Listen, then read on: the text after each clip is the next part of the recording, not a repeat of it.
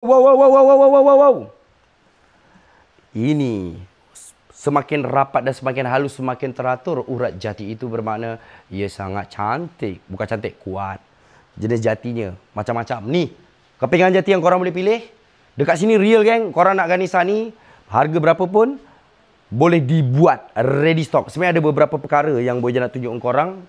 Antara perbezaan, satu set jati ni yang paling rendah dan yang paling tinggi spek dia. Ada reason-reason jenis kayu, cara buat, pilihan kayu. Ni yang boleh dilompat lagi ni. Ni yang boleh dilompat lagi tu. Wow. Sebab tu macam dekat gudang Bosijan, stok yang 35,000 ke atas haruslah di booking awal. Ataupun bila nampak ada turun dekat kontena, kalau suka dengan kualiti ni, kena datang terus. Sebab yang macam ni lah enggak lama. Ini pun dalam kotak lagi dah sold.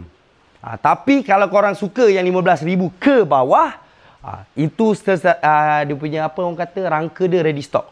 Ada beberapa. Tapi kalau rasa nak yang 8,000 ke bawah, itu datang je anytime. Nanti Boja sampai, colornya Boja akan update dekat live. Tunjuk dengan korang.